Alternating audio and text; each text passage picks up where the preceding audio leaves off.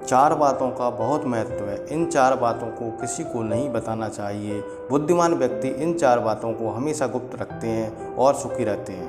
दोस्तों, धीरे बोलो, कोई सुन ना ले। यह बात आपने कई बार बोली होगी और सुनी होगी, लेकिन कभी आपने सोचा है यह कि शब्द हम कब बोलते हैं और कब सुनते हैं? क्योंकि कुछ ऐसी बातें होती हैं जिन्हें हम दूसरों को सुनाना नहीं चाहते। अक्सर परिवार में अशांति का कारण हम स्वयं ही होते हैं। हम इस बात को समझ पाएँ या ना समझ पाएँ, परंतु यह अटल सत्य है, जाने अनजाने हम मूर्खतावश खुद अपनी वो बातें दूसरों को बता देते हैं जो हमें कभी नहीं बताना चाहिए। वही बातें जो आज जाने अनजाने हमने किसी दूसरे को बता दी थी, वही हमारे दुख का कारण बन जाता है, वही हमारे झगड़े का कारण बन जाता है और बाद में हमें पछताना होता है कि मुझे यह बात किसी को नहीं बतानी चाहिए थी। मेरी ही गलती हुई कि मैंने जाने अनजाने यह बात सबको बता दी। पुराने समय की बात है, एक जंगल में एक पेड़ पर एक तोते का जोड़ा रहता था। उसी पेड़ की खूह में एक सर्प रहता था। तोता तोती दोनों खुश रहते थे, खुशी से अपना जीवन व्यतीत कर रहे थे। एक दिन तोती अपने अंडों को जन्म देती है। जब तोता और तोती दाना चुगने के लिए बाहर जाते हैं, तब वह सर्प उनके अंडों को खा जाता है।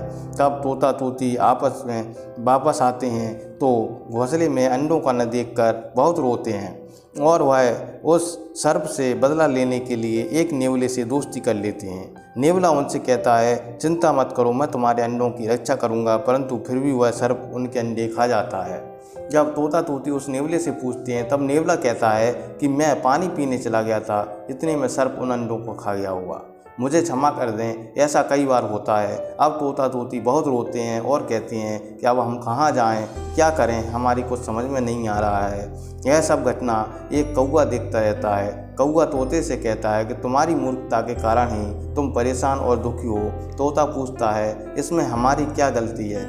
तब कौवा कहता है, सुनो, चार बातें हमेशा गुप्त रखना चाहिए। ये चार बातें जो इंसान किसी दूसरे को बता देता है, वह हमेशा परेशान और दुखी रहता है। पहली बात, कभी किसी को अपनी मजबूरी नहीं बताना चाहिए, क्योंकि दूसरा व्यक्ति तुम्हारी मजबूरी का फ़ायदा उठाएगा, फ़ायदा नहीं भी उठाएगा और उसने तुम्हारी मदद कर भी दी तो वह दूसरों के सामने तुम्हारा मजाक उड़ाएगा, तुम्हें नीचा दिखाएगा। इसलिए कभी किसी को अपनी मजबूरी मत बताओ।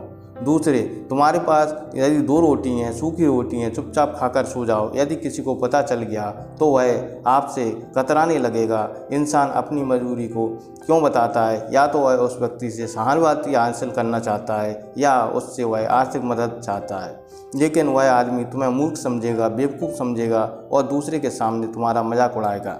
यदि उसे पता चल गया कि तुम्हारी आर्थिक हालत ठीक नहीं है तो वह तुम्हारी मदद नहीं करेगा, वह तुम्हें उधार पैसे भी नहीं देगा, बल्कि वह तुमसे दूर हो जाएगा। इसलिए अपनी मजबूरी किसी को भी ना बताएं। दूसरी बात, अपने अतीत की गलतियों को भी किसी को ना बताएं। यदि आप अतीत की गलतियां उसे बता देते हैं तो वह आप पर हंसेगा, आपको बेवकूफ़ समझेगा तथा आपके पीठ पीछे सभी को आपकी मूर्खतापूर्ण बातें बता देगा। अतीत की गलतियों को हम सुधार नहीं सकते, इसलिए उनको बताने से कोई फ़ायदा नहीं है। यदि आपकी शादी के वक्त पति पत्नी ने अपनी अतीत की गलती के बारे में बता दिया तो सारी ज़िंदगी जब भी मौका मिलेगा तब पति पत्नी को उस गलती का ताना मारेगा।